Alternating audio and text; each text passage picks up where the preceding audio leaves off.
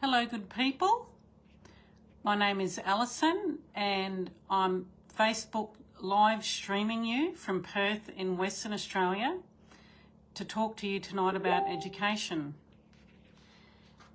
So tonight I want to state, I don't usually do this at the start of my videos, but this particular subject that I'm talking about tonight is very important to your child's education, and I just wanted to make a note of that before I start talking further.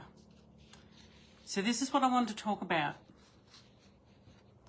Now there's something simple that I tell all of my students, and it helps to really improve their grades, and it can help them in general with all of their subjects.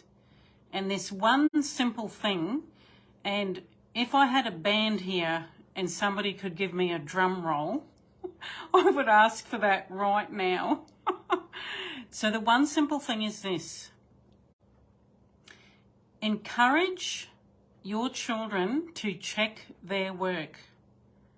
This is the one thing I say to all my students. Every single student I've ever met, they all know me and they all know that I say, did you check your work? Have you checked your work? Now there's a reason why that this is really, really important. When the child checks their work, so they might be doing plus, minus, multiply, divide. They might be writing sentences. They could be doing anything. When they're finished, if you're a parent and your child is at home and they've just done their homework, for example, get them to check their work. If they check their work, they will find simple, ridiculous errors. You know, for an example, instead of and say if they're adding 28 plus 6, which is 34, they might go 8 plus 6 is 13, and they might put a 3 instead of a 4. That's a simple error. But simple errors like this, when they're doing them in tests, can mean the difference between if they get a D or a C, or if they get a B or an A. It really is this important.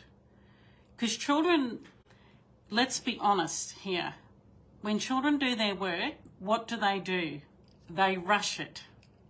All children rush their work. So, well, the majority of children that I've met, and I'd say 95% of children rush their work. So let them rush the work, because they're going to rush the work, but get them to check their work. Because if they do check their work, they will find mistakes.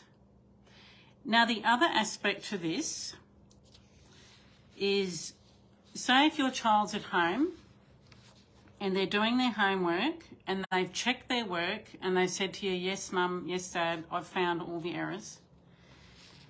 Now, what you need to do, this one thing, if you do this, you will find out so much more about your child than what any teacher can tell you about your child. I really mean this. So if you check their work, you will find things out about their academic ability that will absolutely surprise you, even shock you. You might find that they can't multiply numbers. You might find that they can't write a simple sentence. You will find out about all of these things.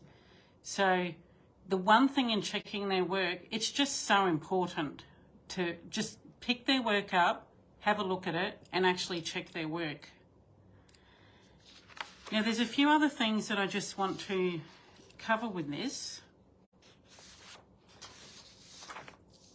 Very important. When I work with all of my students, most of the learning, or half of the learning that I do with them, comes from checking their work. Because I can teach them something. But if they come back and they've done all their homework that I've given them, and some of the homework is wrong, but the child has checked their work and they think the homework is right, then when I check the work, it makes them aware of what's wrong. But if I haven't checked their work, what happens is they go along with all of their schoolwork and they think what they're doing is right. So it actually never gets handled. So they're making all of these errors and it never gets handled, and they make the same error over and over. And I want to give you some real live examples for this. Now, I met a Year 10 student the other day, and he started here learning his English. And what we discovered with him is when he writes a paragraph, the paragraph won't have like it'll just be one long paragraph with no full stops, no commas, and it will be like 10 lines long. It'll be a paragraph that's 10 lines long, and he actually never learned to use his full stops and commas. So this is something that he really just genuinely did not know. I know that is hard to believe, isn't it? He's got to Year 10 and he doesn't know how to use his full stops and commas. So that's one example. Another example is when children do tests at school and they come to me a few days later after they've done their tests, I ask them, I say, "Oh, how did you do in your tests?" And they go, "Great." So there was one child and he did a fractions test, and he came in and I said, "How did you do on your test?" And he says, "Great." And a week later he gets the test back and he's failed it. He's got a D. So in that particular case, I asked the child to get the test and bring it to me because I wanted to have a look at it. I wanted to know why he thought he passed the test, or he thought he did really well actually, and when he got the test back, he was actually shocked. So I had a look at the test, and it turns out he just didn't know how to multiply or divide fractions, and he thought that he did. So when I had a look at that, I said, you know, look, here's the problem, like, you don't know how to do this and don't know how to do that. And he was a bit angry. He was like, "Why didn't anybody tell me that? In all these years I've done fractions, no one has ever told me that once." And he was a bit upset actually about it. But so there's a few things. There's a few things I just want to sum up. So encourage your children to check all of their schoolwork. They'll find their silly errors. If you are a teacher, a tutor, or a parent watching this, I recommend that check the child's work, because it's quite important. The child, step one, or the first thing, the child needs to know the work is wrong. If the student or the child doesn't know the work is wrong, he doesn't know it's wrong. He's going to keep doing it like that forever, and he's going to keep getting it wrong, and then he won't know why.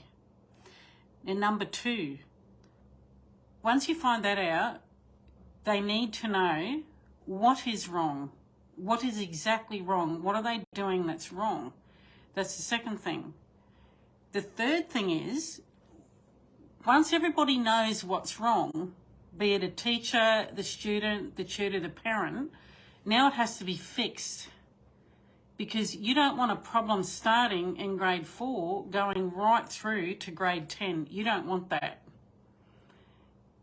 You want the errors picked up as the child goes along, and you want things fixed.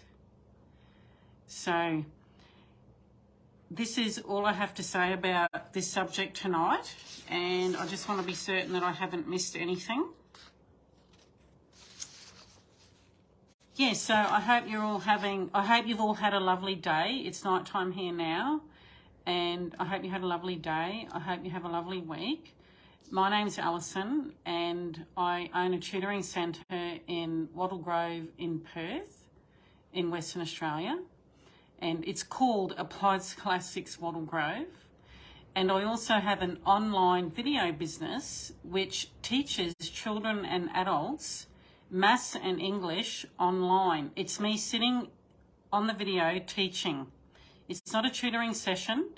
It's a session that everybody can do. It's me on the actual video teaching you or a group or whoever wants to watch it. So I've started doing these lives about a week ago, and I quite enjoy them. And any comments or anything that you want to put down below, or any questions that you want answered, I'm here to help.